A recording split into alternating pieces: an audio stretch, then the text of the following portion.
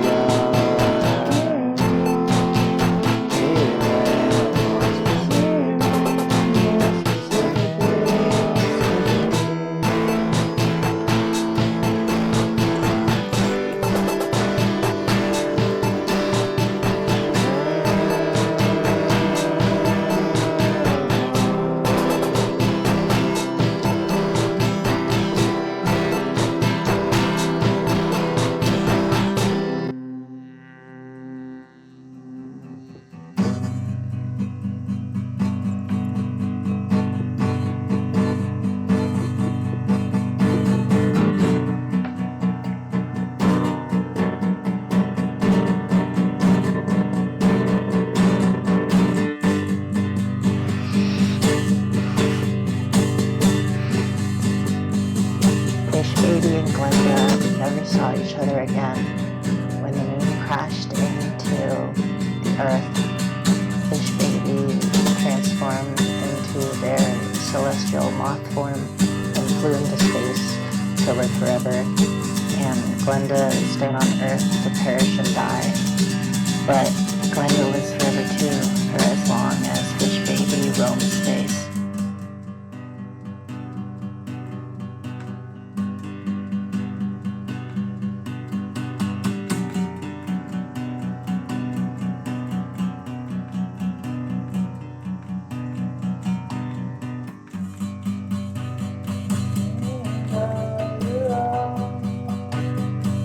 Did you crash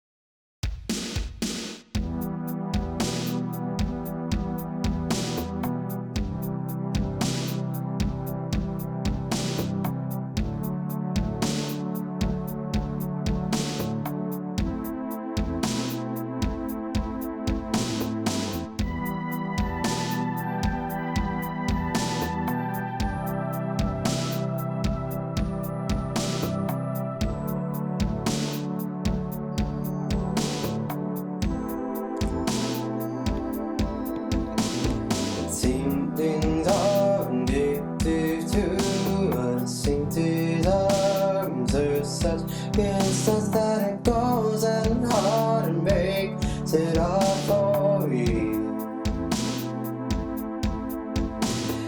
I'm not in 99. I won't hear unless I cry. I can't be so. I won't go till I let it go.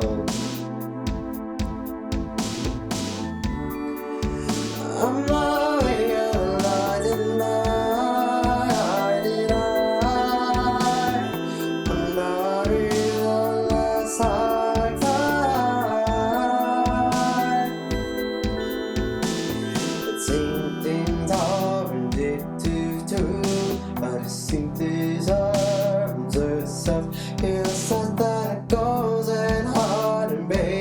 it all for you.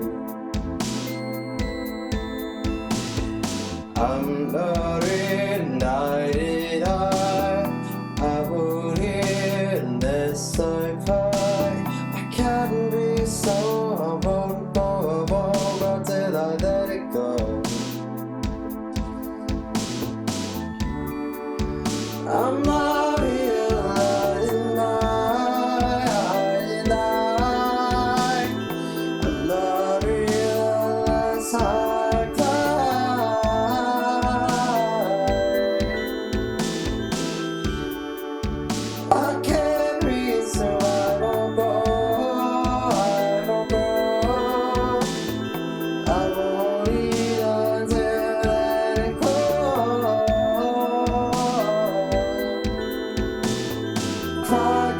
Cry to you know I've lost myself fighting to fight. Cry to you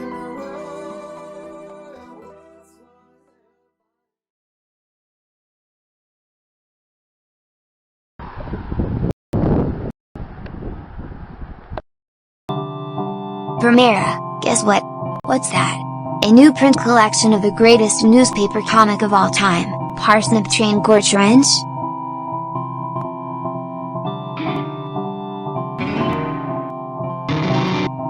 Trailer stole all our money.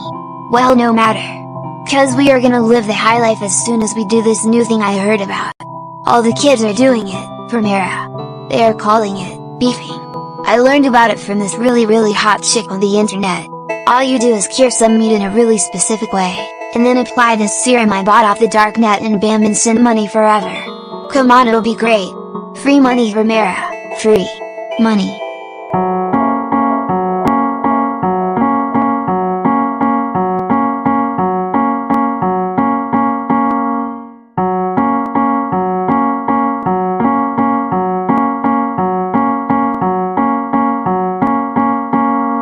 Now just apply the serum.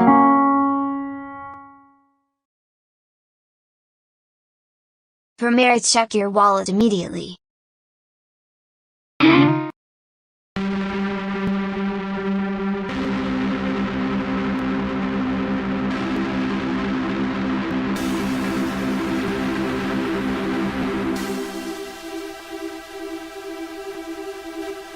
Yeah, sure thing. I'll do that. Great idea, my lord. No more poverty in the world, lots more Parsnip Train Gore Trench. God, I love beefing.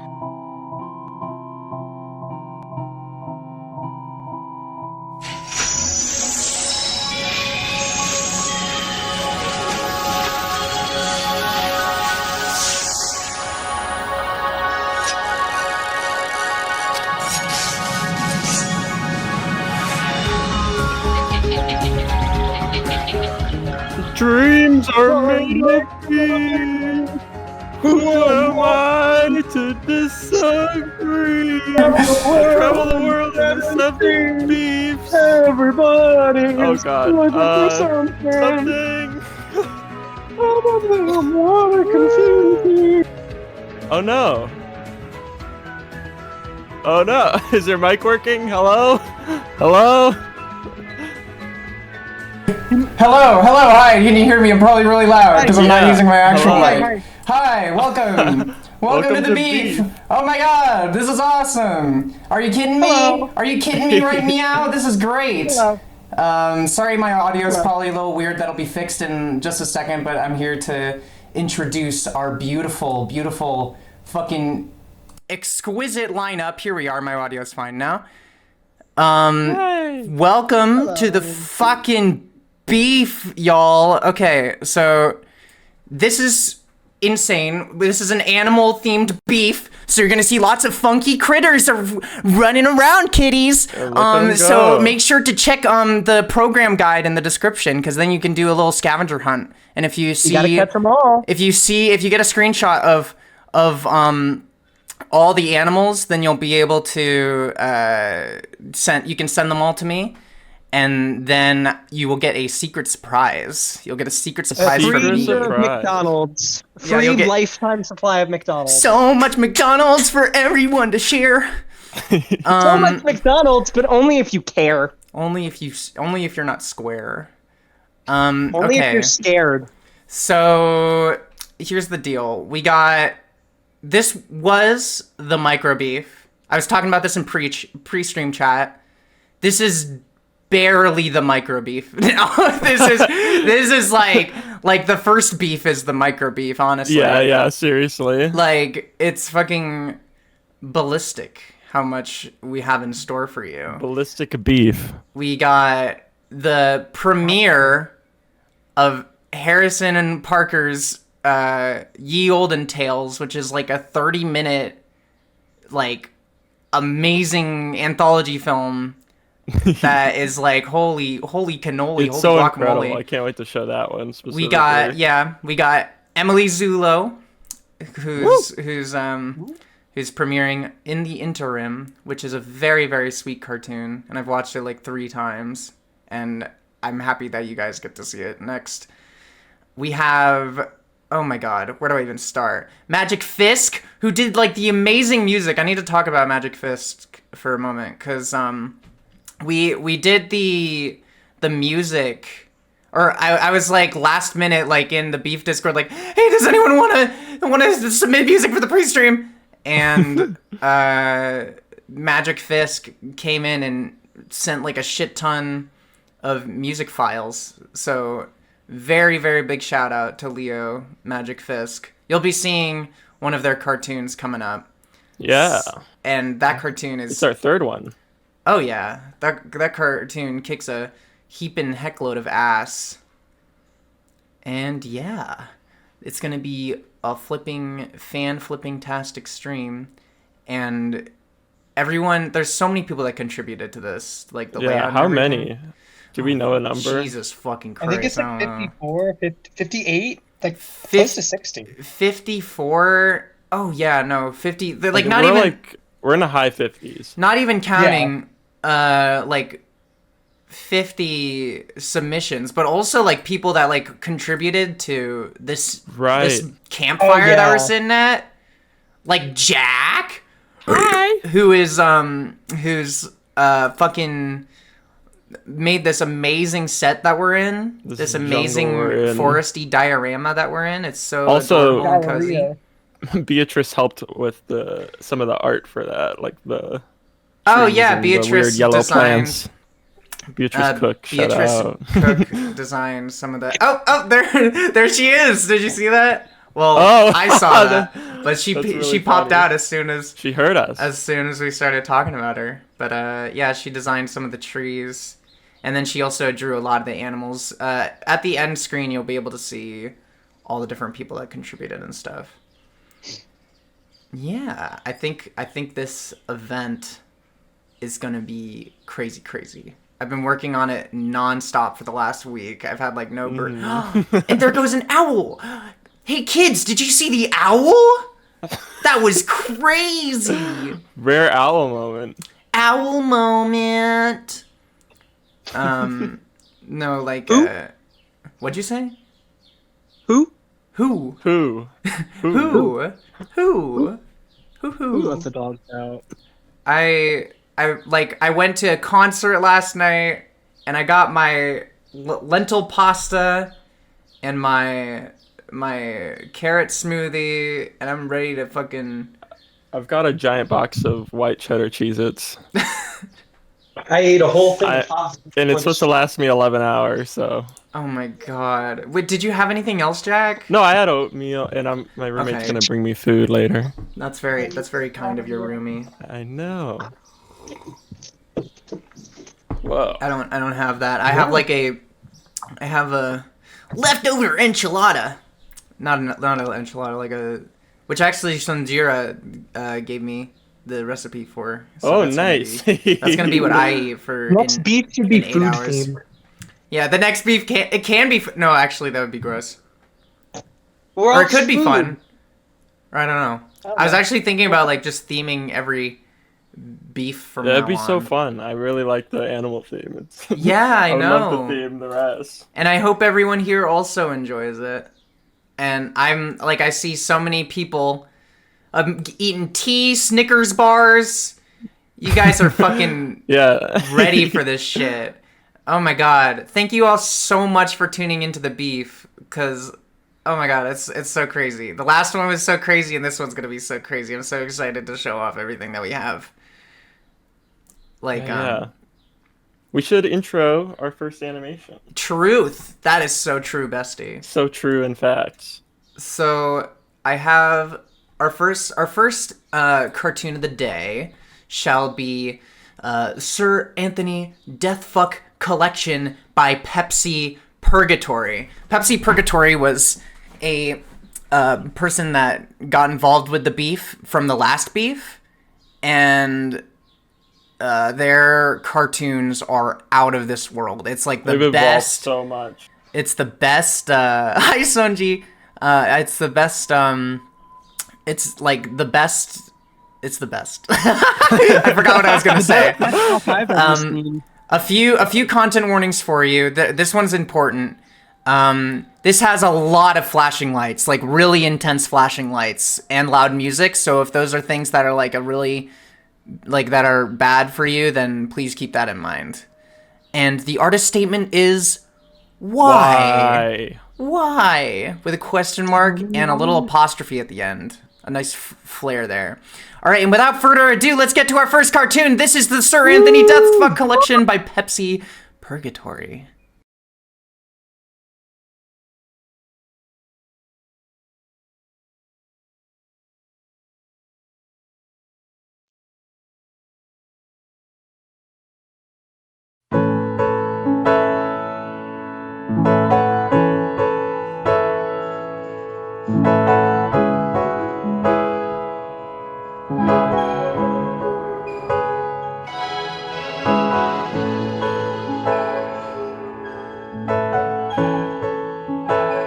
When we leave this room, it's cold.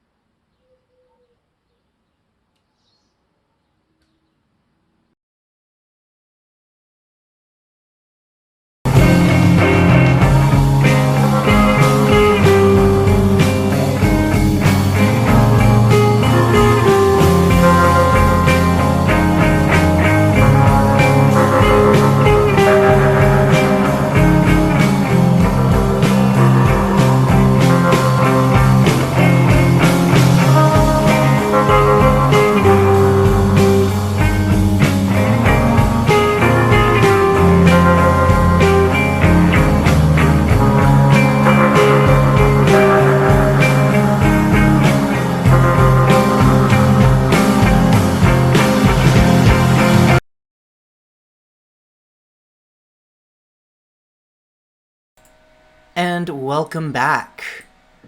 Hello. Welcome back to the MICROBEAF. We have a very, very, very special guest that can talk to us about that fucking insanely cool cartoon. We have the one, the only Pepsi Purgatory. Say hello, Pepsi. Hello. Hello! Hi. Oh my god, it's so great to hear from you. It's scary. It's awesome. You're doing awesome.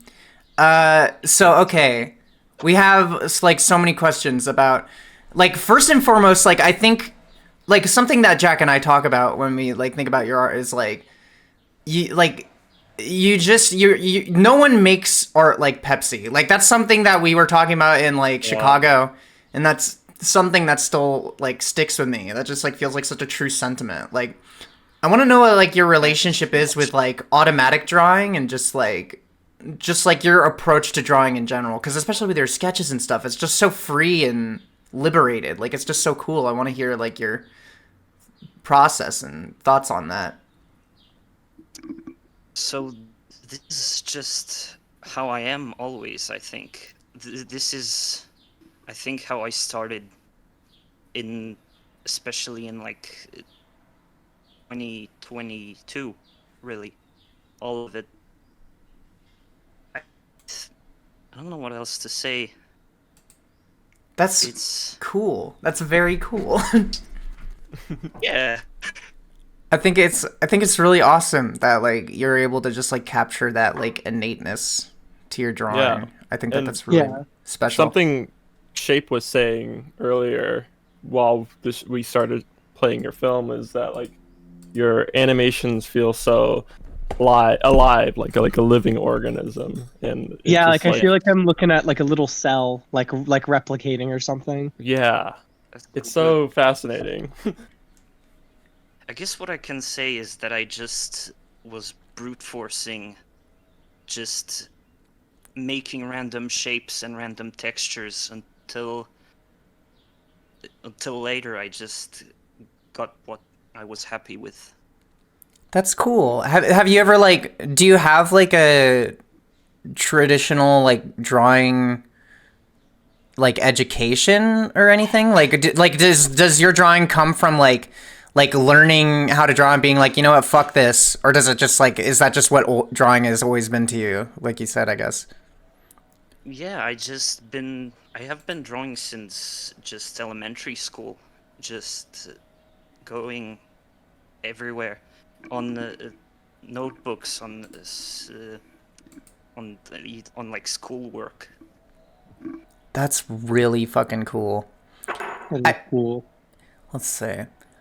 I wanted was to. gonna say, Oh sorry, yeah, go continue. ahead, Shape. No, you go. I was gonna say, just because Benzel brought up like a traditional drawing background, it's interesting that they mentioned that because your drawings do feel like very, like formful. I don't know if that's the right word. They feel like they take up a lot of mass. Like they feel They're very organic. 3D. Yeah, yeah. They're very organic as well.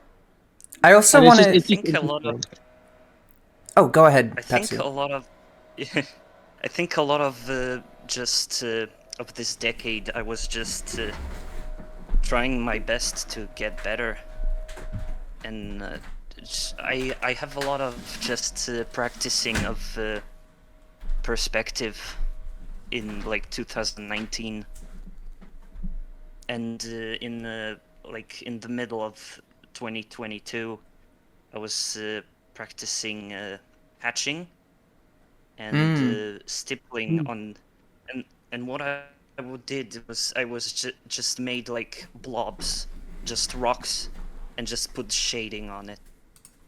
And this is what I did. That's so. And eventually, That's really awesome. Like you, like almost like studying the nature around you, kind of feeds into your drawing style and animation more so than like figures or anything like that. and also like a lot of it was just observation. Like I was just looking at art all the times, and I had little moments where I just realized a principle of art, like shading. That's cool. Do you have any like particular artists that kind of influenced your style?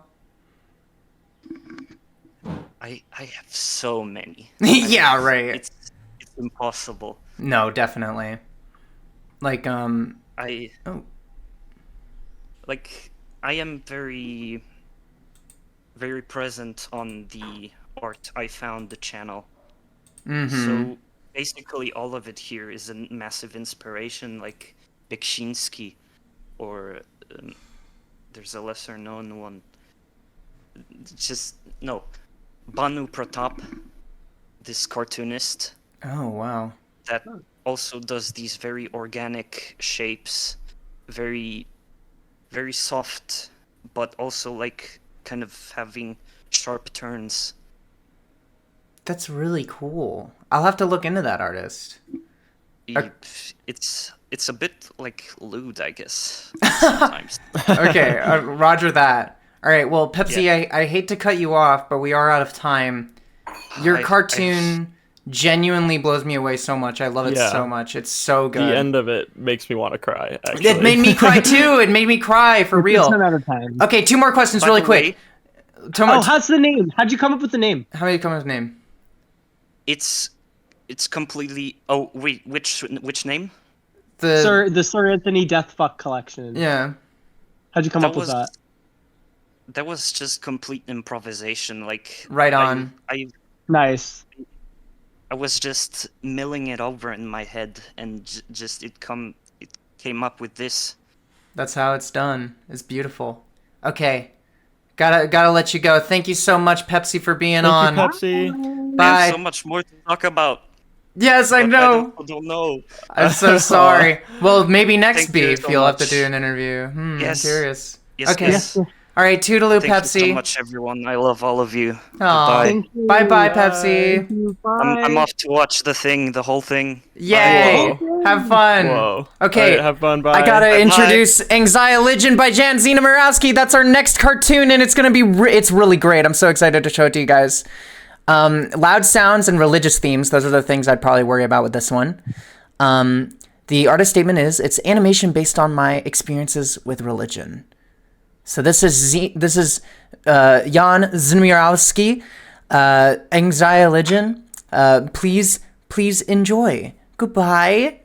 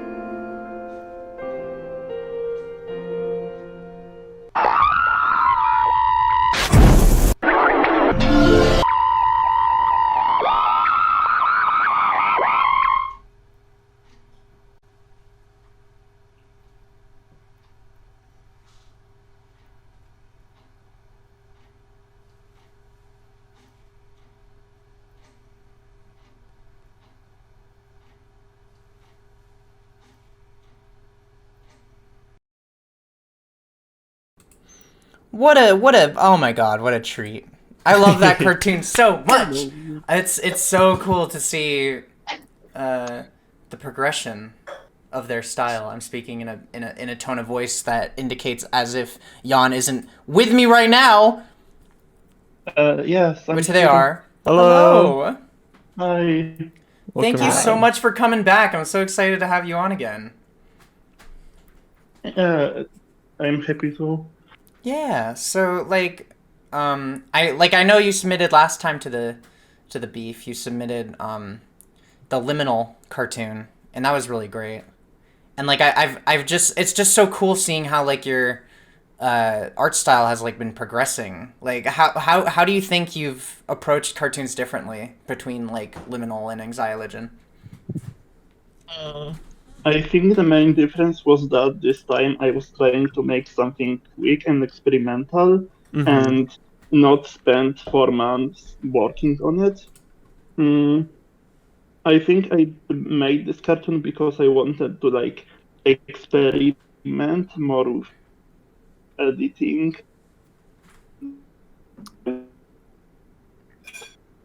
But I can make it.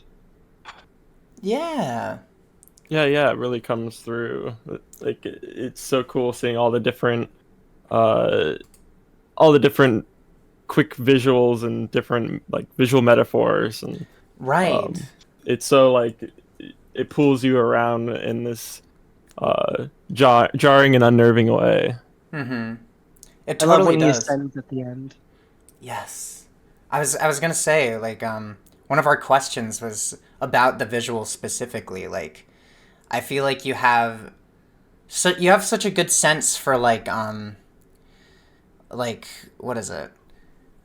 You have such a good sense for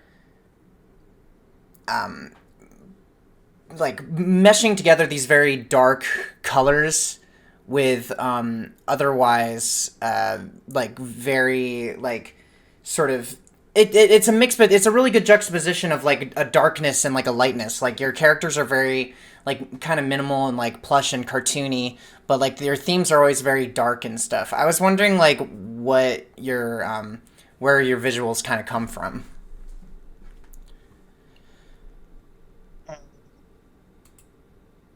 I think I'm going for a feeling in a lot of ways, but also I like when the art has like the contrast of the like silly cartoony stuff and the more dark and serious topics. Like I appreciate in the scenes in like Adventure Time where there was the contrast of the extremely dark stuff, but with the like candy like art style. Mm-hmm. But also I think I was inspired a lot by artists like Johnny Phillips, Right. who are combining a lot of like funny cartoon people and dark existential themes. Right, yeah. That totally Yeah, reads. totally. I love that sort of art. It's really like it really strikes you in a way like that kind of contrast really strikes with me personally. Mm-hmm. No, I feel like I like this kind of things. yeah, I feel like it's like the essence of a lot of these cartoons that are in the beef and just like generally like independent cartoons that are happening generally is like using like cartoons as a medium like evolving like a style that's like typically very cartoonish and like innocent and sort of like bringing it into a context that's far more adult and cool. Like I think Yeah, that's just awesome. like inserting your emotions into I like something more adult. Mm-hmm. First, yeah. I like the part in the Understanding Comics book, but I don't really remember how he was called. Oh, But that the book. author was talking about how the more cartoony characters might feel more relatable to people because there's less of like emotional barriers there. It's almost like cartoons, you're able to just like exaggerate. Well, obviously you're able to exaggerate like elements of like human figures and characters and stuff and make them really stylized. But it's interesting because I kind of agree with that. Like the thing that makes like animating characters so compelling is like I love how easy it is to like just make a character so expressive and have that be a part of what makes them even more endearing to you. The motion is the thing you can design. Oh, go ahead, Jan. Oh, okay. I think Manin's book by Tove Jansson were really good at this. Like, Yes. they were Yes. combining this like simple illustration with like kind of serious emotional topics. I really like that about these books, especially the more late one in the series. Right. Yeah, that's Yeah, really you showed me some of the pages from that, and it like blew my mind because I've only ever seen the cartoon. the Moomin, Yeah. right? It's been I've been thinking about it a lot. It's like very inspiring to me in my work too. I think Tove Jansson is like a really good artist, and I really love her illustration and how she's really good at like using shadows and value to show emotion in her drawings. Right. It's super cool. Okay, Jan, thank you so much for being on the show, on the program. You're such a sweetie, and your cartoons kick my ass, and I'm so excited to see what else you got in the tank. Thanks. One more question before you go. What's your favorite animal? Mm, It is the animal Oh, beak, no. after all. You don't know? That's okay. They're all That's good. okay. That's. it's I like expect that as a. serious I'm. question. I ran What's out your of time favorite for color? Pepsi, but I'm trying to ask that to everyone. So I expect a lot of I don't knows, but that's okay. Okay. I think that bees are cool. Oh yeah, bees. Oh, bees. That's a really good animal. That's That a is a great great- animal. Aw, I love bees. Okay. We gotta go. Love you, Jan. Jan, thanks so much for coming. Bye. Bye-bye. Bye. Thanks for coming. Bye. All right, that was Jan, the magnificent Jan. Next up, we're going over to Magic Fisk 19, who Oh my is gosh. such a brilliant fucking artist. You guys are gonna love this cartoon. You might also recognize them from having done stuff over like for our intro thing. Oh, and by the way, social also- media links for everyone and everything is going to be in the description. That's going to be the program guide down below. So if you need any like ways to like connect with anyone or find out anything more about any of the artists, definitely check the program down below. Yeah. So this next cartoon is The Magic Hair Comb by Magic Fisk 19.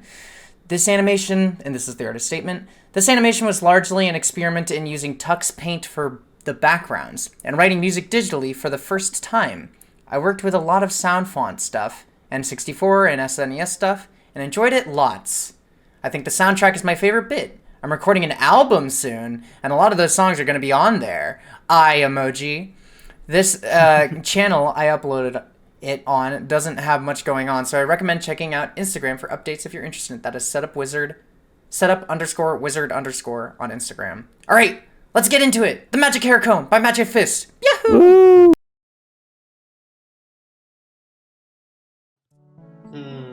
Nothing to do around here. I'm kinda bored. I wonder what Bolt's thinking. Bolt? Problems upon problems. The magical hair comb has been stolen. How will I use telepathy now? Ugh, I've got to go out into the night and search for it. God. Prince Leo, what are you doing out here? Ach, shopkeeper Dong, I'm not well. My magic hair comb has been stolen. Have you seen it? I did see some crows carrying an old magic comb out of the castle windows. Oh, you're the best, shopkeeper Dong. Do you know which way?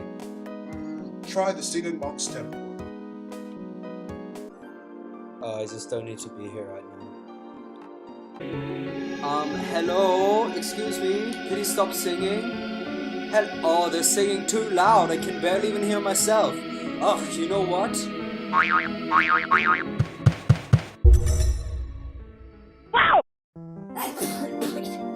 Those spider webs did not taste good. It's urgent, I swear. What happened? My magical telepathy comb that glistens in the beautiful morning sun of vibrant pink has been stolen. Do you know where it's gone? Try the Float Master's Bridge. I say, Leo, you may meet someone very important there. Huh? Hi, Flute Master, have you seen my magic hair comb? Some crows have dropped it into the Fountain of Dreams. Where's the Fountain of Dreams? After the magic comb was dropped in, the Fountain of Dreams disappeared. It's gone to sleep, and it can only be brought back with an ancient melody. Flute Master, I swear your flute resembles the old banished princess's flute, my dearest childhood friend who vanished a long, long time ago. In the deepest nights, I can hear the melody she used to play from the Swamp of Mystery. Could this be the melody that opens the Fountain of Dreams?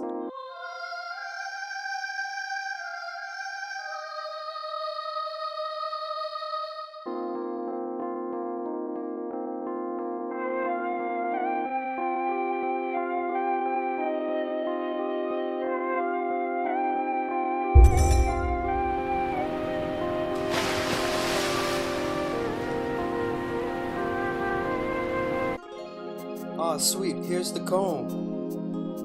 I got it. So, Flute Master, you're the old banished princess from my childhood? Yes, I was banished for playing the royal melodies carelessly. The truth is, beyond the Swamp of Mystery lies a world where songs belong to the wind, and there I am the queen. Let me leave this land of lies and hang-ups and join you to the world of freedom and whimsy. Join me on my raft then. Bolt, wake up, we're going. Okay.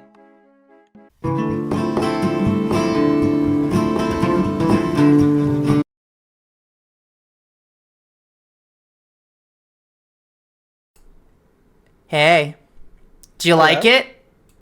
You like that fucking cartoon? I know everyone did because it's like crazy. I had to reach out to Leo about coming on for that one. But yeah, that was the Magic Hair Comb by Magic Fisk 19. And currently, here to talk about it is the one, the only Magic Fisk. Hello. Hello. It's me. Yeah, you? it's you. Thank you so much for being on the show. Thank you so much. I got referred by my friend B. She sent, I think she was the one who sent it. Yeah, I asked B directly because I saw your cartoon. I think B like sent me your cartoon like way back, and I finally got around to watching it. And I was like, "What the fuck?" And I need this in the thing. So I made her owl over to you. Glad about that. Yeah, I've been watching the animation festival. I really like the music in the pre-stream. I really like the first two animations as well, or three. Mm-hmm. Very nice. It's been fucking crazy. Okay, I got a lot of questions. So this kind of stems from like something I talked about with B in the last beef.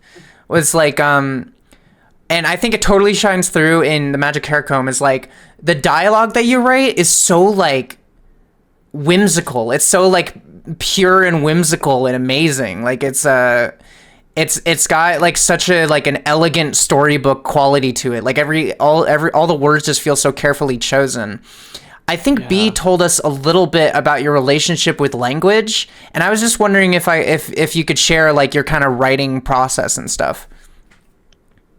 Oh, well, okay. I think the way I perceive language personally is very strange, but I have some strange mannerisms and like ways with language.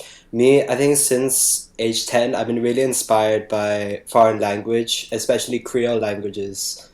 So I've been really into like phrasing English in ways that are not normal or phrasing English in very simplified ways. But especially for the animation, I think the language wasn't the most important part, but you were right about the whimsical part. I really like interested in fairy tale kind of stuff. That was my main inspiration for writing fairy tales and fairy tale books. That's the kind of fiction I like to read about a lot. So yeah, I'm glad it delivered that way. It was definitely my intention. And like you're like it feels like it was from your description, it was a very involved process from like every angle, like whether it be like the music that you were making and like working in tux paint. Like what's your relationship with animation in general, by the way? Like do you animate very frequently? Like where does Magic Hair Comb sit with that? I actually don't animate very often, but I'm a person who really likes to experiment with different mediums. Yeah. So I'm always going between a bunch. Even if like skill isn't as important to me, I really like experimenting with different mediums like animation Like recently, there's been clay and then Oh, sewing, wow. embroidery, and that kind of thing. Yeah, it's something I'm very No interested shot. in. Oh wow. Embroidery, you said? That's sick. Most of it is mostly sewing and clay recently, but also for Magic Haircomb especially, I was really inspired by environments especially, and Mm-hmm. writing music for the environments because I think after I started playing a lot of N64 game, not a lot, but I Right played on. Ocarina of Time, and I got really into like the magic, the environment, and all that. I remember And that that really from inspired Jethro's it. Mirage. Yeah, I had an ocarina and I played Yeah, some of. Yeah, and you right. talked about playing Ocarina of Time. That's my favorite game, by the way, is Legend of Zelda Ocarina of Time. Oh my god, it's amazing. It's But crazy. anyway, yeah, Yeah, anyway, sorry. okay. Yeah, no, like because I like you say like animation like isn't something that you approach too commonly. But I know that you're really good with like music. Like you're really big on music, like especially with the shit that was playing before the stream started. Like holy shit, like that shit was incredible. But like mixing that with like writing and like these environments and drawing, like how did it feel kind of like bringing like mediums that you typically kind of approach in isolation together to kind of like harmonize?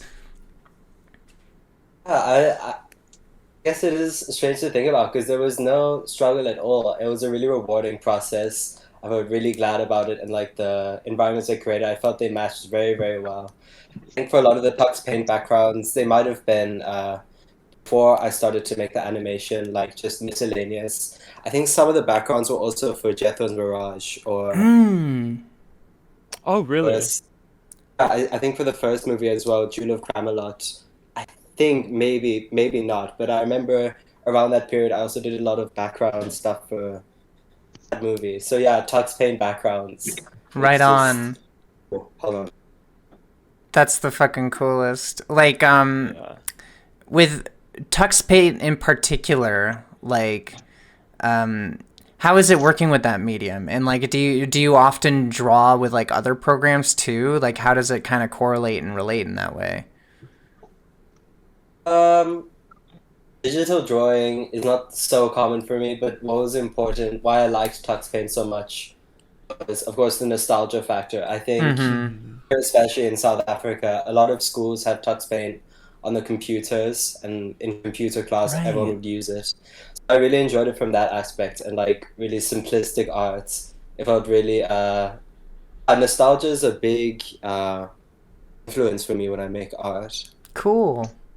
I feel like the style that Tux Paint like lets you have is matches so well with your dialogue. It's like it Mm-hmm. feels like it's all this one cohesive It's so bubbly, idea bubbly and of being whimsical. whimsical and like you said, very simple and like Mm. straight to the point of what you're like in language and Mm-hmm. stuff. Yeah. It all comes together, and yeah, like your drawings, the way that they're drawn, they're very, very storybook. Like they feel so storybook, like in the way that it's just these big wide shots, and there's just kind of like these like sparse visuals that kind of just like like single images that kind of like um that kind of represent like a 30-second chunk of time or something. Like how does it, like where does that kind of come from? Does it come from like a storybook kind of place, or? Yeah, as I said earlier, I was fairy tales, especially. So, kind of illustration and expanding the environment to, I'm not really sure how to word it, but yeah, it does have to do with the storybook fairy tale kind of format of Mm-hmm. something very whimsical. A lot of the stuff just comes from, not really deliberate. A lot of stuff, like the taste I have with making environments, is kind of random. Like, I don't really know how to articulate why I find it very cool to have an electric blue sky, like blue sky. Also, that one shopkeeper dong part, that was my favorite one. I really like that one. I think earlier I talked about how I'm going to release an album. That one is the cover. That one's my Oh favorite Oh, drawing. wow. cool. Yeah. Yeah. So I realized I didn't really answer the question very directly. No, no. I was listening to what you had to say. I appreciate it. Okay. Yeah. No. Oh my gosh. Your insight about cartooning and just art in general is really interesting and cool. Because it feels like art is just kind of this process. Like, it doesn't matter which medium it is. It kind of like the same kind of artistic voice kind of comes out of you no matter what thing that you're approaching. Okay. Yeah, I'm glad to hear that. I'm glad I can have a distinct artistic voice. Yeah, You totally. do. Definitely something. I'm very glad about that. Something that came naturally. From music, actually, I think it took a very long time to develop. Because that was what I've worked on for the longest, music. Right. So developing like an unique style. I think my music is quite unique, especially with the Definitely. vocals. I do a lot of inflections, and the instrumentation is very Totally spellbinding.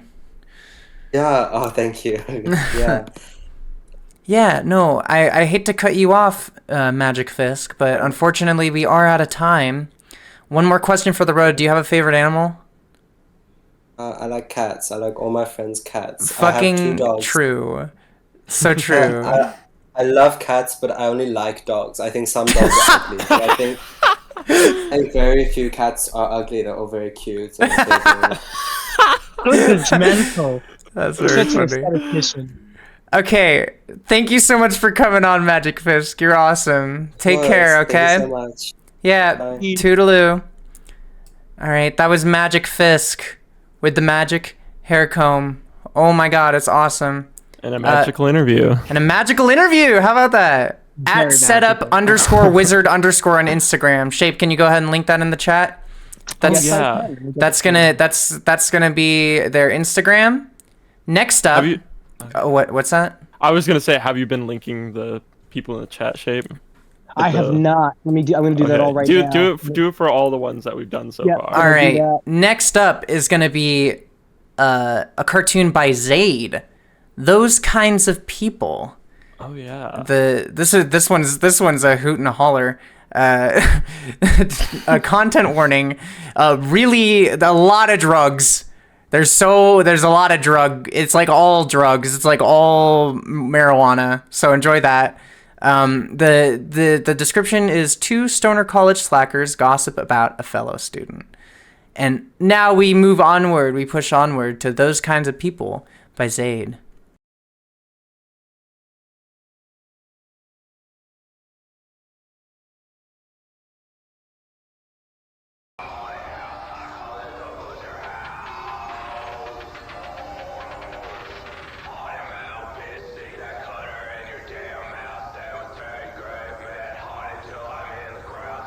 Het van die mensen, hè? Oh, maar je houdt van die mensen.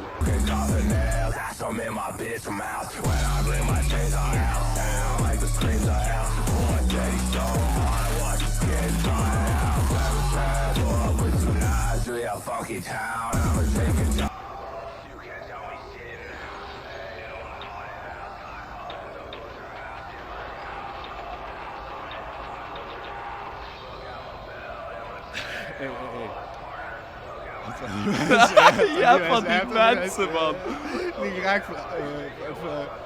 flaneren, ja. Ze dragen soms ook de vreemdste kleren, man. Dat is... Zoals... Wat doet hij weer? Oh, ik weet niet wat ik bedoel. Nicolaas! Ja! Oh, wat die guy. Het is echt hulde en smolte Franse kaas. Het gekste was, het stond niet eens zo gek, man. Het stond niet eens zo gek. Totaal niet, maar wat een lut dat die guy produceert. Iedereen die in zijn buurt kwam. Iedereen die in zijn buurt kwam. En sloeg dadelijk op.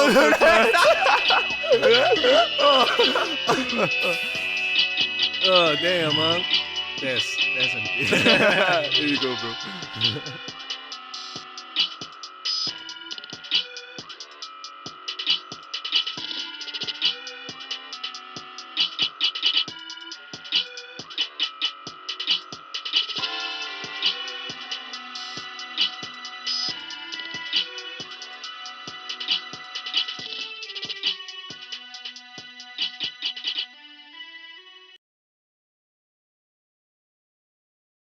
Cool. Hey, we're here. we're That, live. what a hoot nanny. What a hoot and a holler that cartoon is. Holy smokes. Thank you. Yes, and I'm currently talking to Zaid right now. Who would have thunk it? Zaid's here Oh my on the show. What a Oh my god. Yeah, can you believe it? Okay. I can't, really. Okay. I got a heap and heck load of questions for you. So, the dialogue is so fun. Is that just like an exchange between like friends or something? So, the project that this was conceived out of was for college. I had to take a poem and basically turn it into a movie. Oh, And no way. so I just kind of got a random assortment of papers, and I just put my finger on one and said, I'm gonna take this one. And I immediately got like a stoner conversation out of it, and that's what they're basically saying. And it's two of my friends who just like met for the first time and did that. Oh wow. Oh wow. And that's scripted basically, like all that dialogue. Yeah, it is. That's insane. Wow, that's really crazy. It's like so candid. It's so natural. perfect. Yeah. We thought it was just like an actual like conversation that like you guys had. It's like crazy. I do work with that kind of stuff in like other works, but this one was just like a random poem I just came across and was like, I'm gonna turn this into like two stoner guys just having a laugh. That's really fun. It's a lot of fun. So you said you did this for college. Are you going to animation school? Yeah, I'm currently in my third year. Right so on. I should have my bachelor's by the end of the year, and then my master next year. Holy smokes, that's exciting as fuck. So I was like, oh, here comes a bird that's walking over our faces. Sorry, that has nothing to do with you. That has something to do with the interface. Anyways, so I like, we really love like the mix of like digitally drawn characters and like photo backgrounds that you have.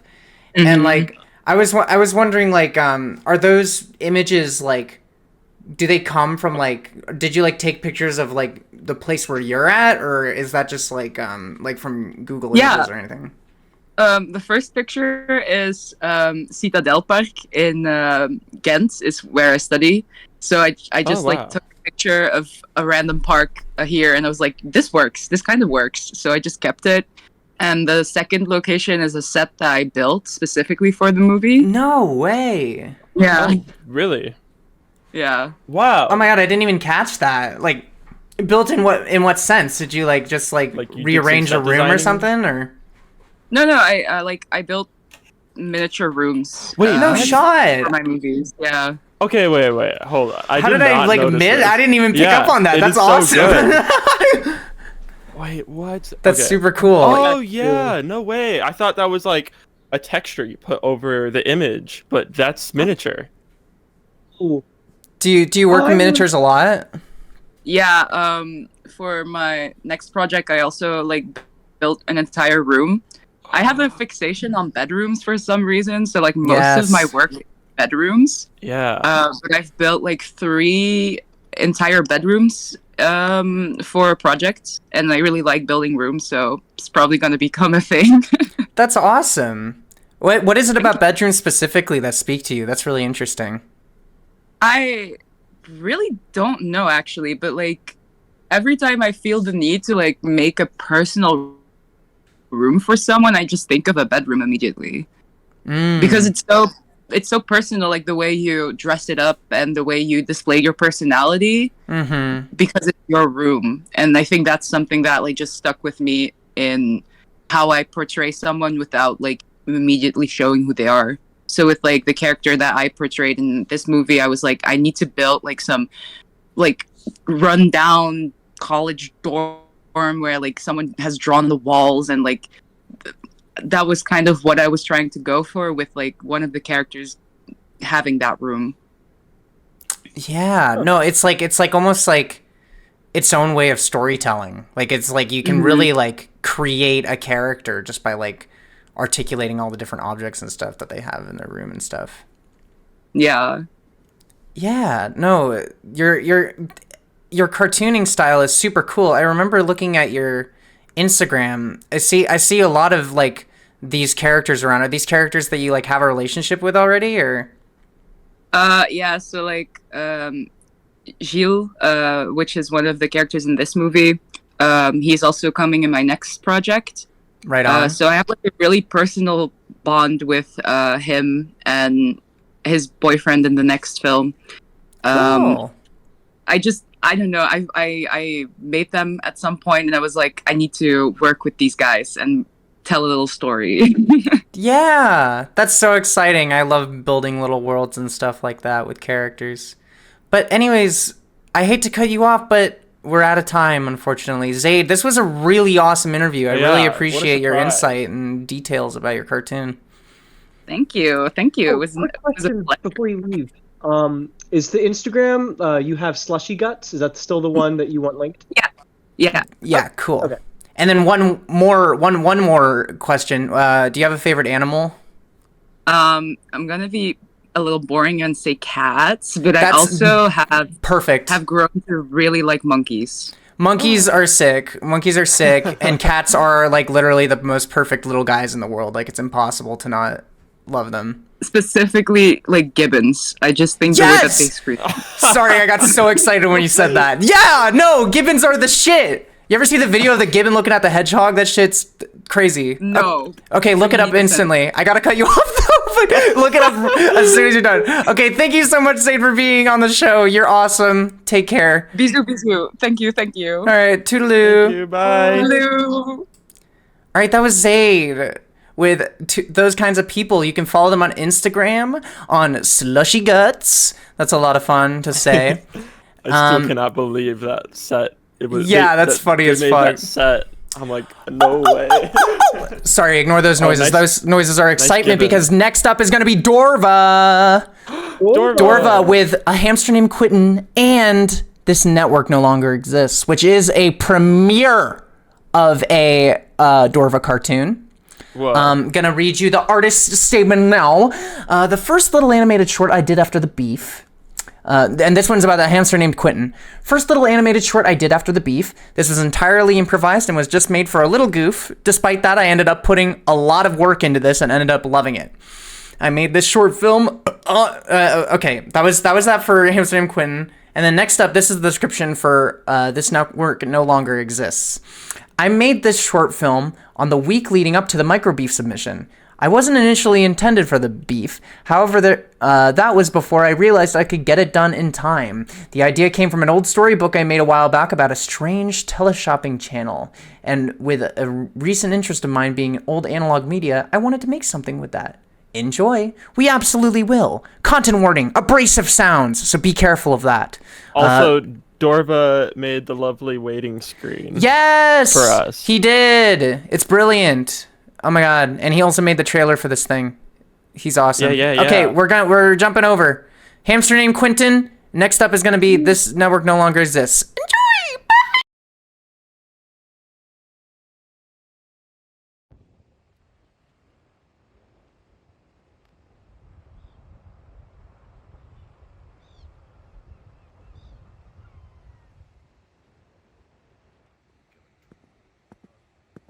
Hey.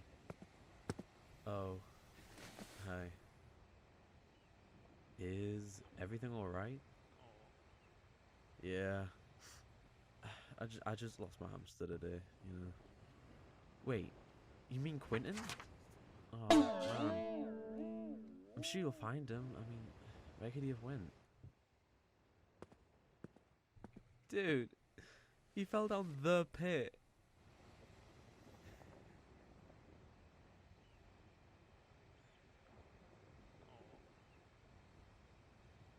Dang, man.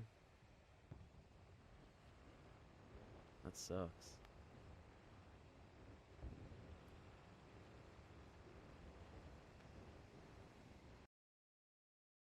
Here we have the rolling caterpillar, beginning his grand metamorphosis into a butterfly. As he sheds his skin, he will become the new and more beautiful that he is ever been.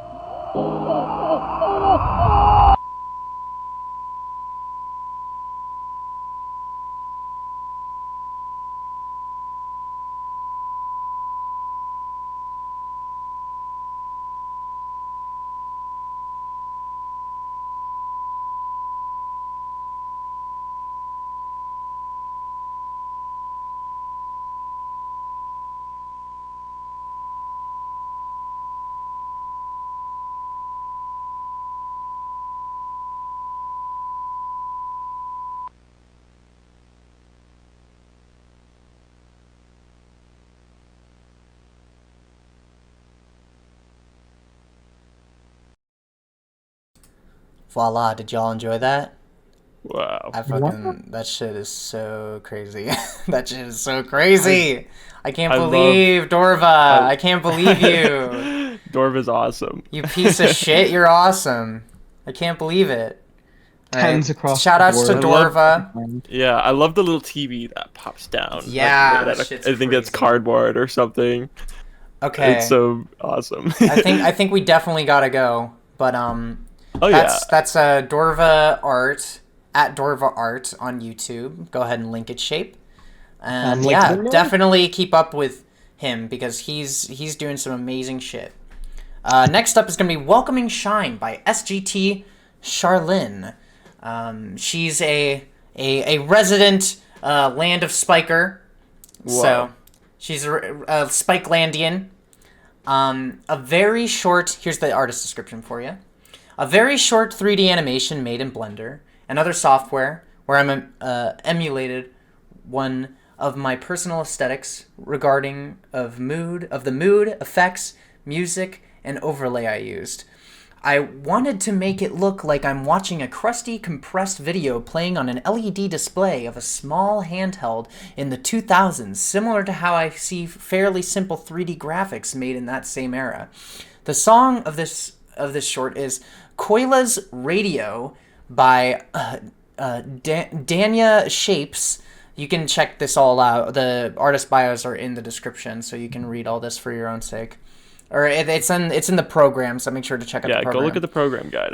It's really cool. Because of the way the pitch or key of the song is between the notes of a chromatic scale, which is a specific thing I like in music, and invokes a floaty mood, it fits well with the animation. As much as I try to remind myself, I'm sorry, this fucking bird glitch is making me laugh. As much as I try to remind myself that my projects don't have to perfectly be executed from the start, nor has to be exactly what's in my head, I still want to make more of my favorite atmospheres that have been in my mind for so long. Anyways, enjoy the video. Content warning, loud sound. Enjoy. Welcoming Shine by SGT Charlene. Wow!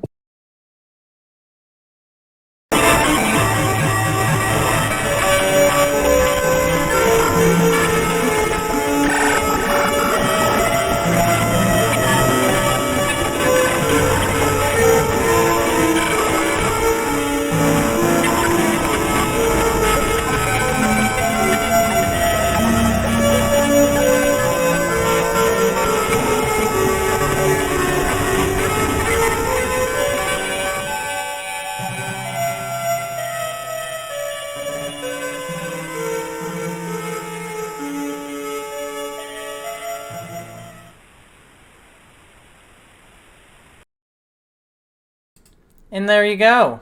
I love that little short. The lorem ipsum shit blows my mind.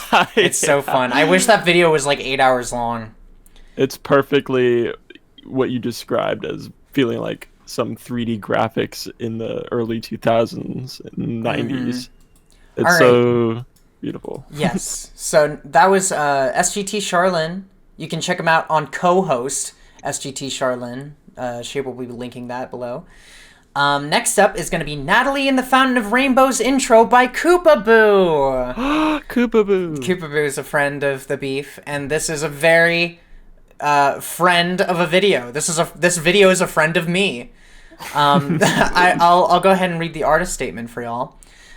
This is an original song that was made to be like a cute mock-up anime opening theme, and it is also a theme song for a beloved character of mine, whose name is Natalie. Also, Natalie is an artist because artists are freaking awesome people. This is my first time reading this. This is awesome.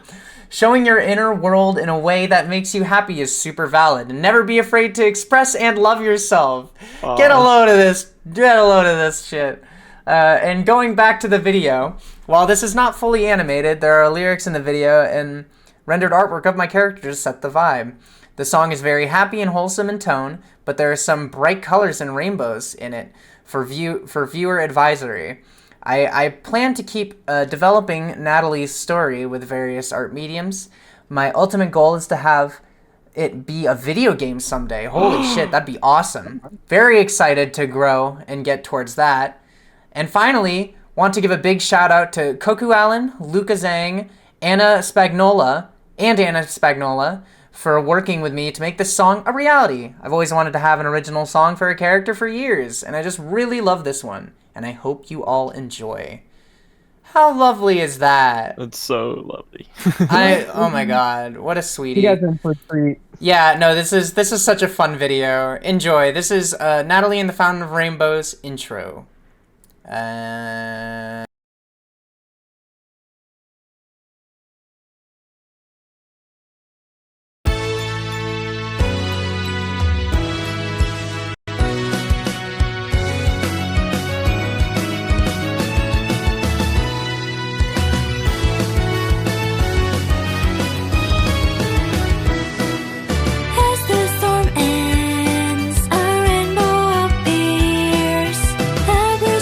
Begin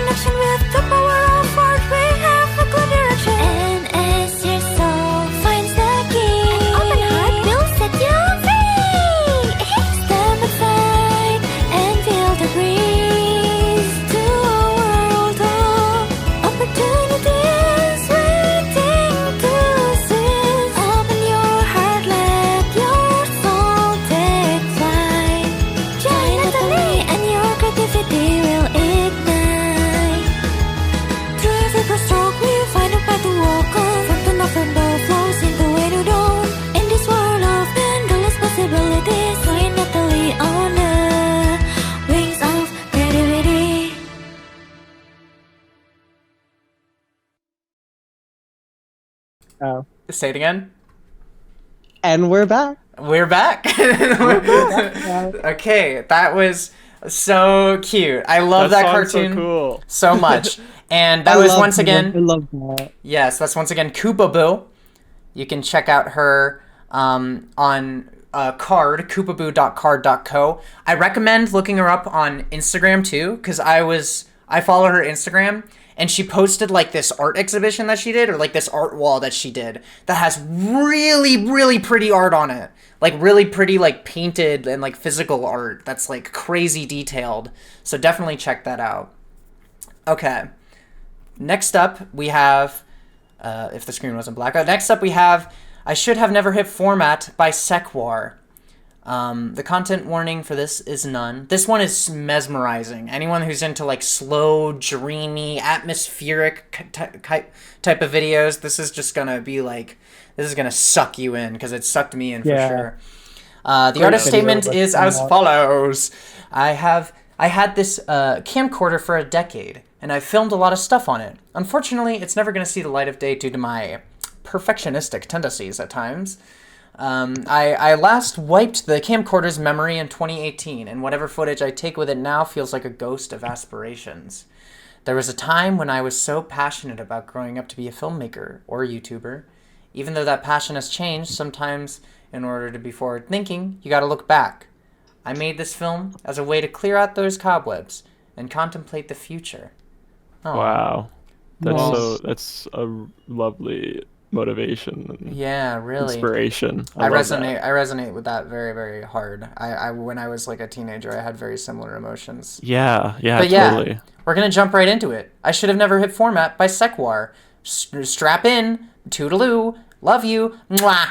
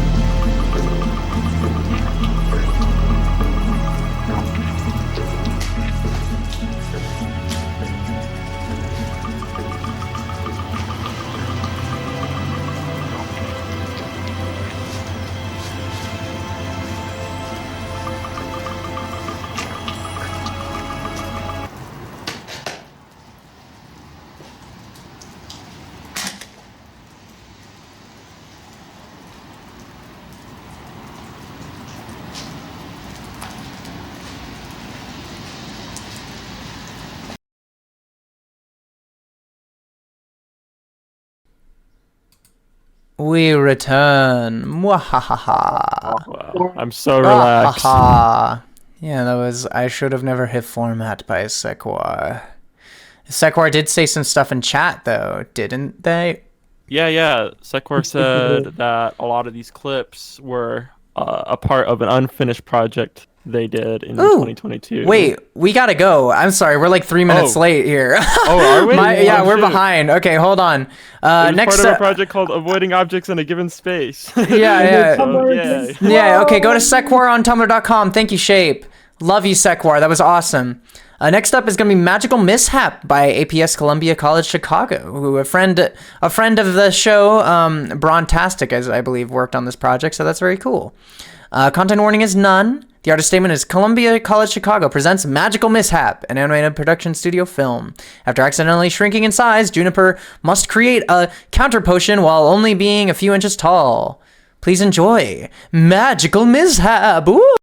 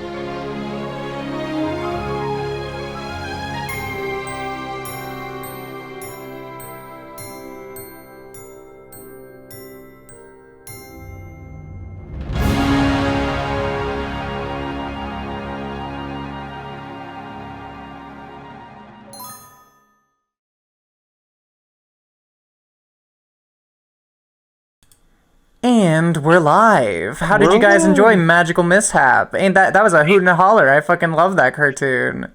The amount of detail in it is fucking ballistic bananas. Okay, well, I have a very special person on the interview line, on the ringy ding, as it were. I have Quinn. Hello, Quinn. Hello. Hi, Quinn. Quinn, welcome to the stream. Thanks so much for coming on. Yeah, absolutely. Yeah, so this was a thesis film. Like I was like looking at it. Like you worked with like a shitload of people. Like what was that like? Yeah, so it was a thesis film for my senior year in college. Fuck yeah. It was really interesting. This is the first film I ever directed. So it was really cool. I mean, I was pretty terrible at like leading the team at first, but it was such a cool like learning experience working with so many people towards a common goal. It was so cool. Yeah, no, I can only imagine. And like I know that a lot of people in chat are probably also students of animation. So like do you want to share your experience about like working on a senior thesis and like especially like directing it by all things? Yeah, so a lot of the, like, at least from what I did in the film, was a lot of, like, aligning all of the art styles to a specific aesthetic to, like, look at the macro level of everything and figure out, like, what each individual person's art should be in order to align it to the aesthetic. It was really interesting to see the process go. You know, we started out with the story team writing everything, and we started out with, like, a really basic written outline of everything, which translated into a storyboard, story reel of everything, where we started to get a rough timeout of everything in the film. And it slowly sort of got a little bit closer when we had that. And then we started on animation, which we did all in Maya, which was that's the most stressful process of the whole production. We had a lot of really cool character artists as well. Sasash Gutierrez, Lance Belival, and I actually did the design of the lizard Nidhogg. Yeah, I was seeing on your Instagram you were talking about the design for the gecko. One of our questions was like about like the design process and stuff. Yeah. So the design process started with like 2D concept art, which we had one of our concepts artists do specifically for Juniper, who is just the witch. I know we don't really say their names in the film, but they all have names. So we had 2D concept art where we started to draw inspiration from, and we pulled that into ZBrush, where we started sculpting out the character and all that, and sort of feeling out a bunch of different designs. I think she went through, 10 different complete and fully done designs. No shot. So I have concept art of her that have like a million almost fully complete designs, which was really interesting because we iterated a load on her to slowly get to the aesthetic that we wanted of her. There was one that had her as like a 12-year-old girl with like big, like poofy pants on, which was kind of cute. Oh, that's fun.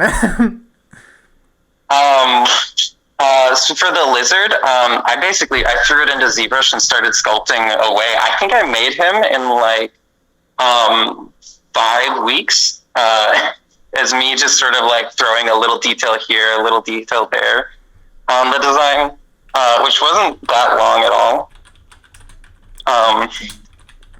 He was so fun to make. Yeah, I can only imagine. Like, oh man, that sounds like such a fun process. Like, but man, what? I'm so happy for y'all. Y'all came together and made such a cool cartoon, and that's really awesome. Yeah, it was so much fun. I loved the whole process, start to finish, and I plan to work on many more for years to come. Yes, awesome. Okay. Well, thank you so much for being on. You were a complete treat to talk to. I'm so excited to see what you and everyone on the team has in store for the future. Yeah, absolutely. All right. Well, thank you so much for talking, and I'll see you on the flip. See you later. Bye. All right. See you, bye. See ya. All right. That was that was Quinn. That was Quinn of Magical Mishaps. He's a really delightful young sprout. You can follow Magical Mishap stuff on Instagram, Magical Mishap Official on Instagram. Next up is going to be a really fucking fun cartoon. This is Ghost by Little Box. The content warning for this is nudity and loud sounds. Artist statement: this stemmed from frustration nearing the end of my second year of film school. Boy, do I resonate with that. I got some online friends together, shot it by myself in my apartment, and had them collaborate in editing. I know it's mostly live action, but I hope it's enjoyed nonetheless. Description: man finds ghost. Oh no. So enjoy that. Bye.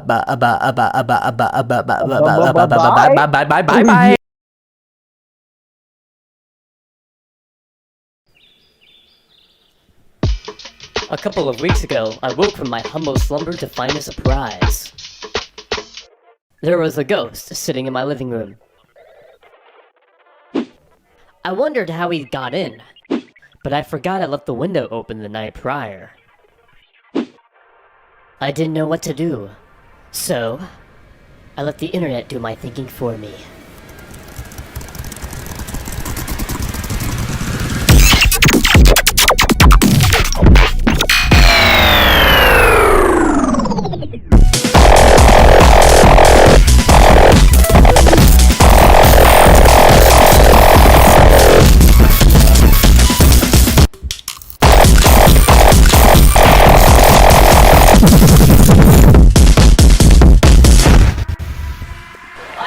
You devil, you.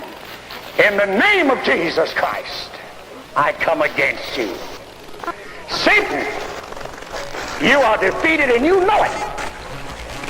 You're coming out of him once and for all. And you're going to let him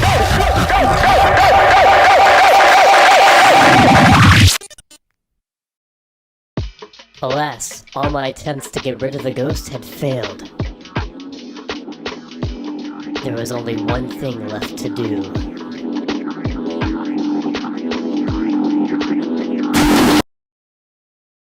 Turns out the ghost wasn't such a bad guy. We just got pizza. We got Little Caesars there.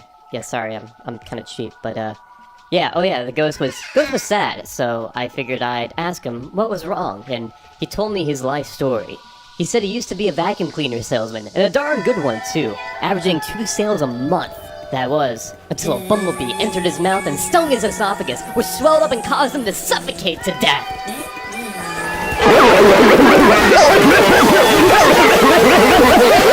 You could tell it upset him still. I told him that he needed to forgive the bee. Even if the bee never held up to his side of the blame, he couldn't let one moment define who he was. He used to be such a cool guy, selling vacuums and shit, and now he's just a ghost of his former self.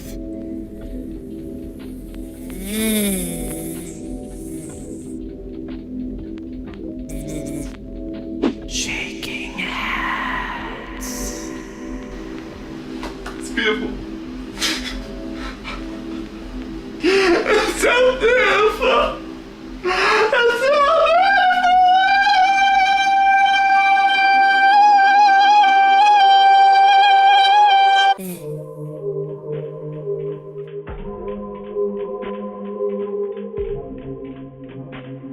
And just like that, he was gone.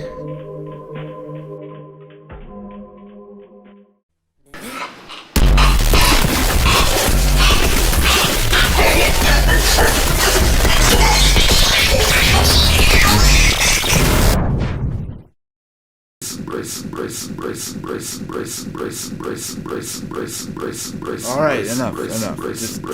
Just stop. Hello, welcome back to the beef! The spooky beef. Not that spooky. Well, spooky because I guess there was a ghost, so that's spooky. Reason for spook enough. For spooking. So right now we have Little Box with us. Hello, Little Box. Hello, everybody. Oh my gosh, it's so delightful to have you on. I'm very delighted to be on. This is a fantastic little program. Thank you. Your cartoon made me fucking laugh so much. It's fucking hysterical. I like it's so free and like expressive and energetic. The editing with scrolling through the internet fucking kills me. That's so fucking funny to me. Thank you so much. But I wanted to ask more about like your film school relationship. Yeah, so I'm currently going to UNCSA for film producing. I just finished up my third year. My last year is coming up here. And yeah, this was made at a time when I was kind of frustrated. I had just finished my second year film, and it just did not go well at all. And I was very frustrated and kind of delusioned with filmmaking in general. And so this was a kind of return to roots, to kind of like re-examine why I loved film and the process of filmmaking. So this was kind of a reigniting of the passion project. Yeah, that's oh my god, that's so exciting. Oh my god, I'm so happy. Like, did you feel like you found like kind of an artistic voice with this in that sense? Yeah, I think at the very least it was just something really fun to do at a not so great point in my life. I got a couple of really good friends to help out. The animation is all my friend Andrew. He's also known as I Don't Know Court. He's an amazing artist, but his work is definitely more on like the traditional cartoon side. I think this is probably the weirdest thing he's worked on. That's fun. Yeah. That's super fun. The music is done by my other friend Gage. I gave them like a reference temp score for it, but I mean their contribution is like truly original. They're so good with that kind of dissonant electronic music, and I'm very glad they went for the ear rape on this one. Yeah.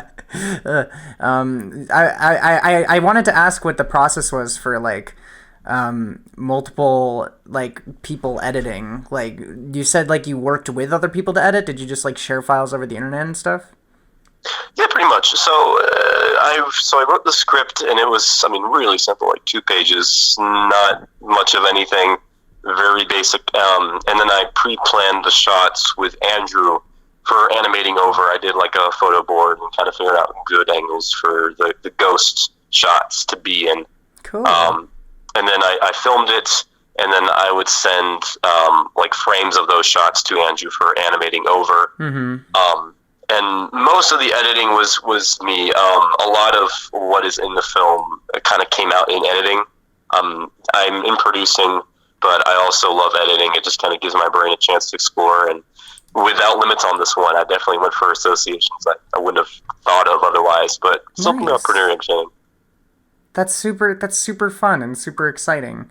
Yeah. I have one more question on here that's very important. Are you afraid of bees? Somewhat. It's gotten better. Courageous. It's gotten better over time, but let's just say we're on rocky slopes right now. It's on thin ice. We're working there. We're getting there. We're there for each other, and that's what matters. Absolutely. Okay.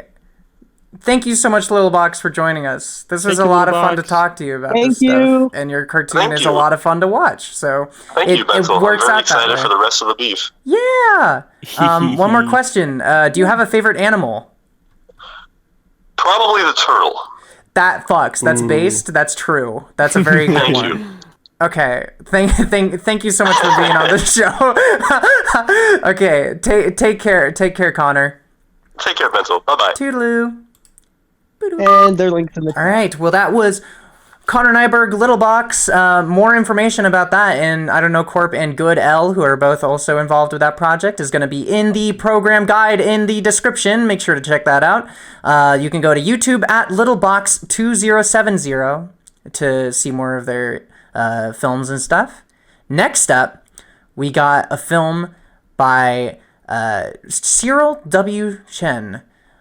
This is called Transfusion. I love this cartoon. But a big content warning for this one, transphobia. This is like the subject of the whole cartoon is transphobia. So if that's a touchy subject, which I can totally understand, like just be wary of that. The artist statement is Joe, a semi-closeted teen, gets possessed right before their older brother's rebaptism. All right, please buckle in and enjoy Transfusion by Cyril W. Chen.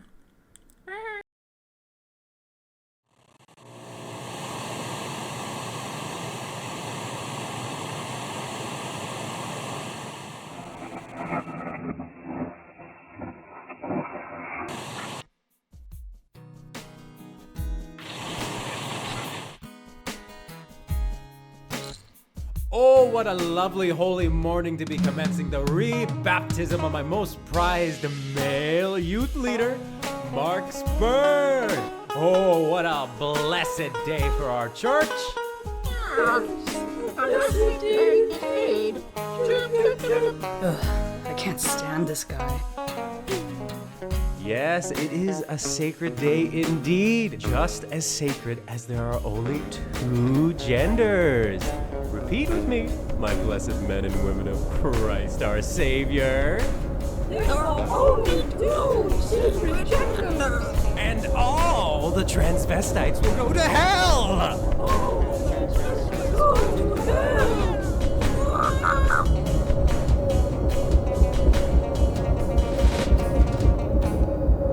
Anyways, moving on. Let us commence the re-baptism of Mark's Bird. Marks, do you have anything you'd like to say to the church before I get you wet? Yes. Thank you, Priest Solomon. I would first like to thank the community. You know, without you, I don't know where I'd be. I've been coming to this church for nearly 12 years now. You know, since I was first born, basically. It's been such a positive Stress. What? I look forward to congregating every Sunday. Who's talking? You really improved the quality of I am Archangel Tranio. Here to support your rise to power. All you have to do is consume my light and cast it onto your oppressor. I love Saskatchewan. So in conclusion, I just want to re-emphasize how thankful I am to be rebaptized on this lovely day. Thank you all. Finally, let us begin. Today we acknowledge your old self is buried with Christ, and now you have been raised to a new life in Jesus Christ. Oh, my brethren, you sure sound aroused. Marks, I now rebaptize you in the name of the Father, the Son, and the Holy... Shit!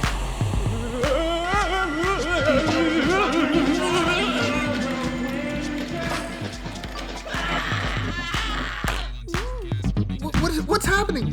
Why is everything in a 2D cell animation style similar to the late 1980s work of Slovak artist, cartoonist, and director Viktor Kubal, and amongst other animated influences that I can't name because of copyright? The holy water is turning into wine! Ugh. I think I'm gonna faint.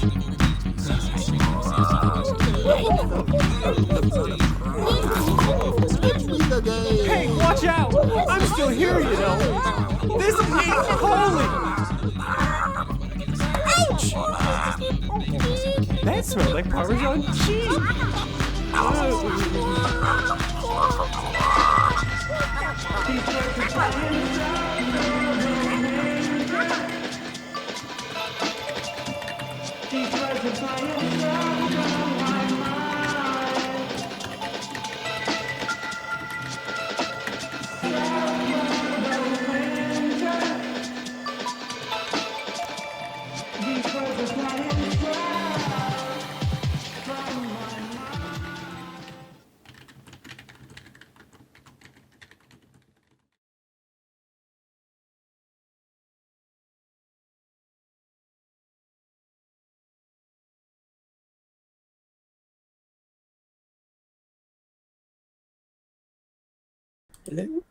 Welcome back after a fucking delightful time with transfusion. Delightful to say the least. Well, a myriad of emotions for sure. Right. We're gonna jump into our interview. We have Cyril with us right now. Who could have thunk it? Welcome. Thank you so much for coming on the show. Oh, thank you so much for having me. Yeah. I'm so, happy to be a part of this. Mhm. Of course.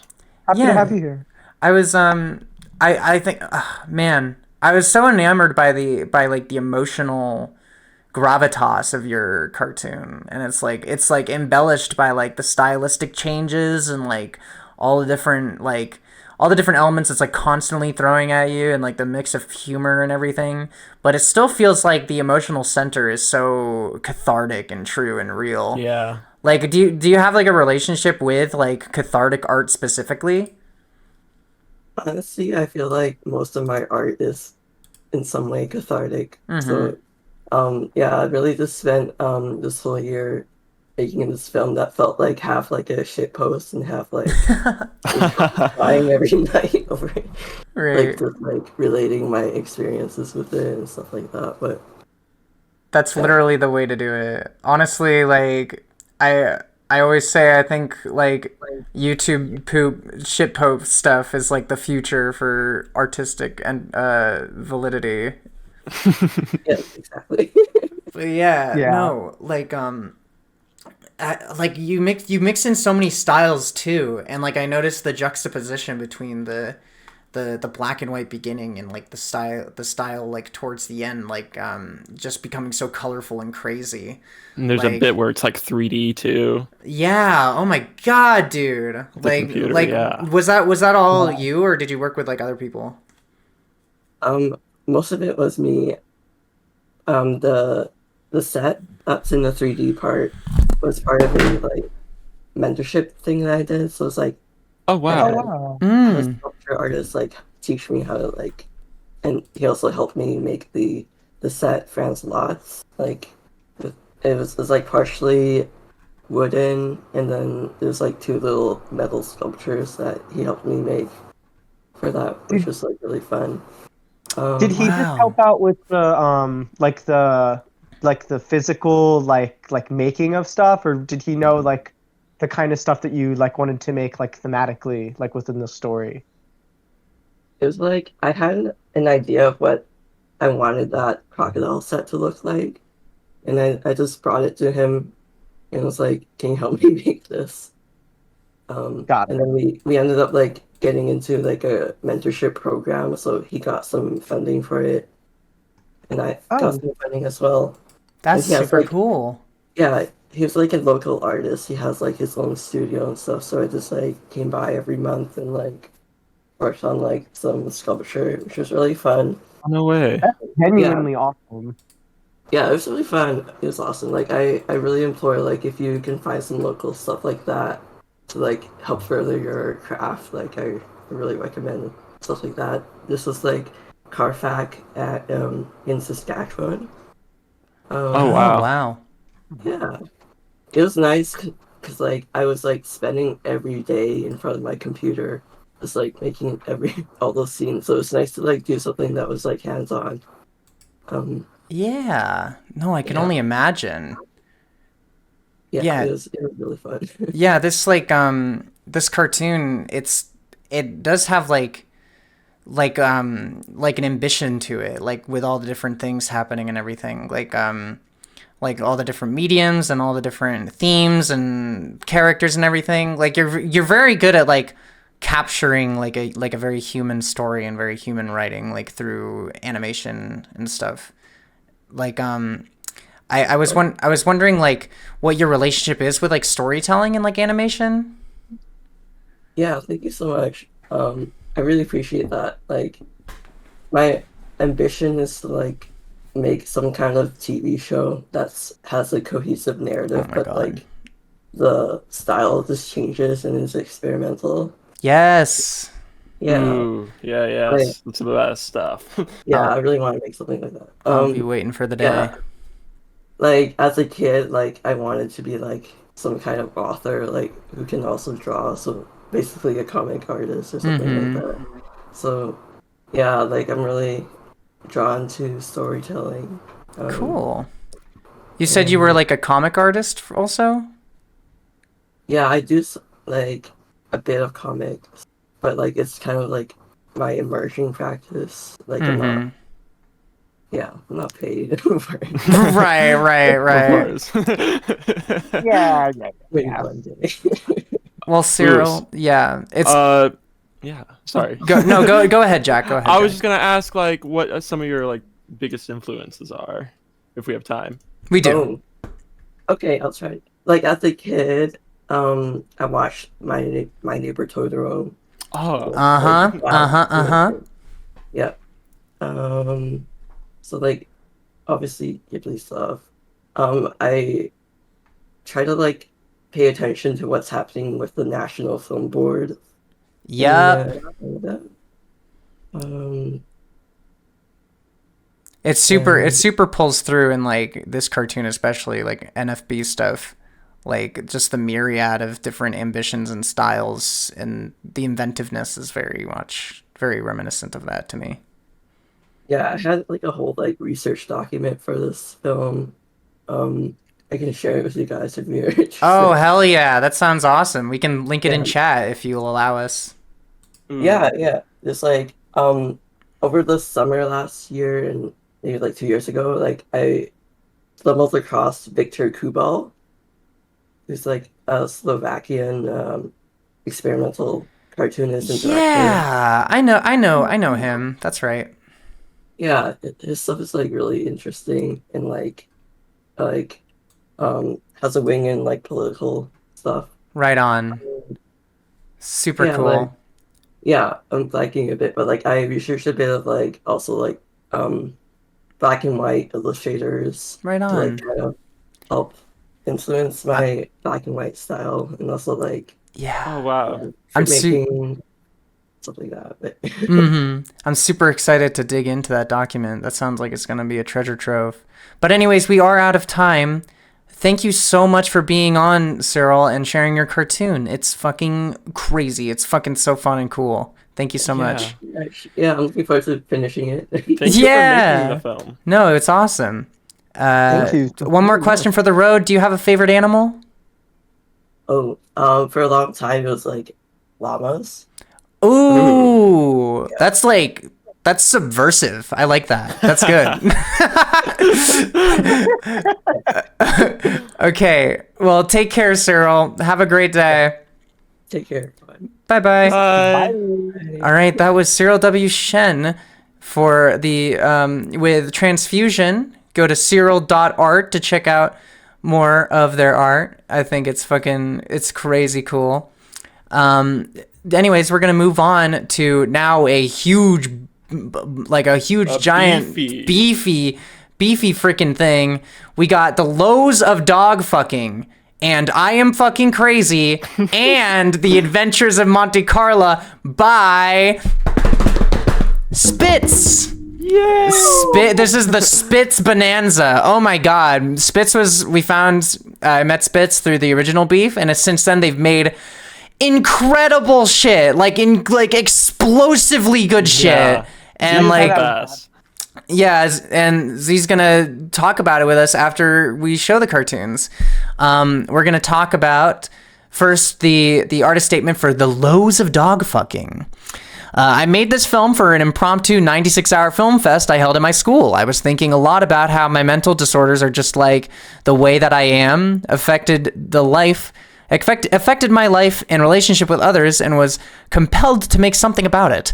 I consider this film to be a celebration of myself and the first step to actually finding my voice in animation and filmmaking. Special thanks to Bentel and Rhea, whose films they made in a matter of days or hours inspired me to make one myself. Aww. This is currently the most important work I have ever made, so thank you. And Jack, did you want to read I Am Fucking Crazy's description? So this one's for right. I Am Fucking Crazy. This film is about a 2-week mental breakdown that happened to me in March of this year. I made it as a way of processing and better understanding what had happened to me during that time. This film was an absolute blast to make from start to finish, and thank you to all my friends, both online and in person, for their help in making this film.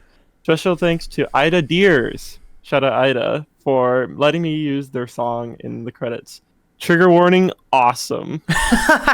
Oh boy. I don't know if I can handle that.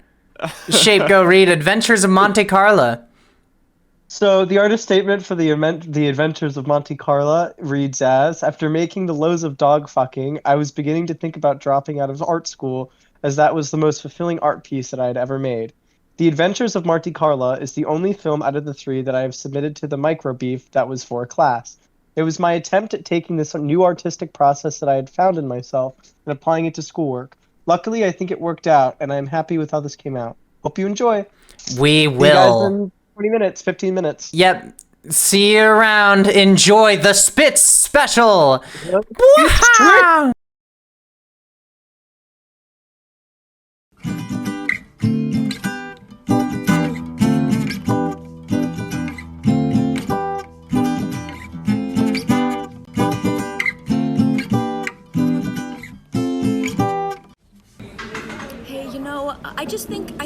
really weird, and I don't know, just the way you behave around others, it makes me kind of uncomfortable, and I'm just kind of starting to think that, maybe it would be better if we just didn't go out anymore. I don't know, you have a lot of weird tendencies, and I don't know, it makes me feel weird too, and I don't really like it, Aw, snap, for real? We're done.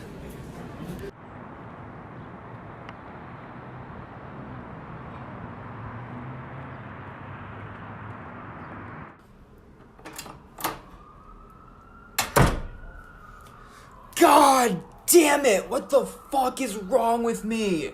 Oh, God damn it! What was I thinking?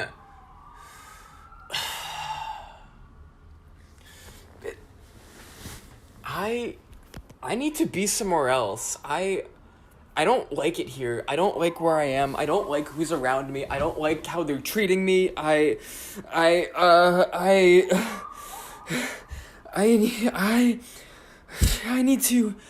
need to be away.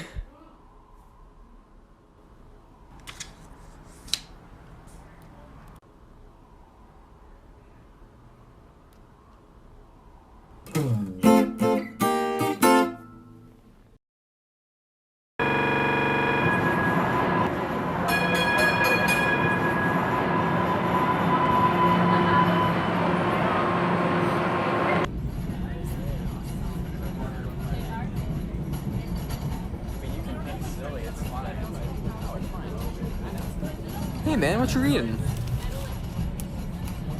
Oh.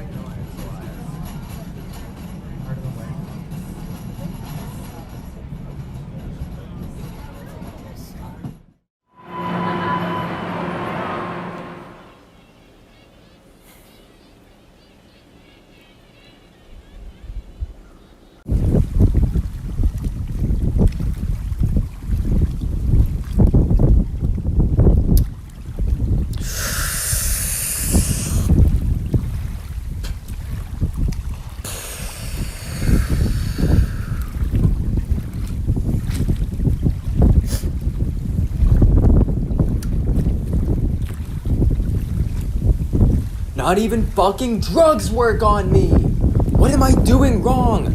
I don't want to be broken. I want to do things that people enjoy. Why is that hard for me? I don't understand. Oh. Okay. Gotcha.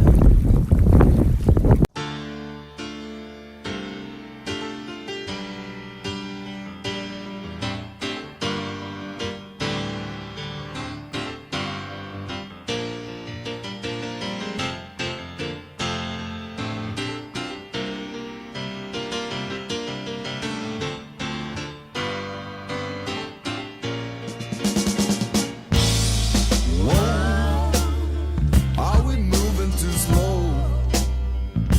Have you seen us, Uncle Remus? We look pretty sharp in these clothes. Yes, we do. Unless we get sprayed with a clothes. It ain't bad in the day if they squirt it your way. Except in the winter when it's froze. And it's hard if it hits on your nose.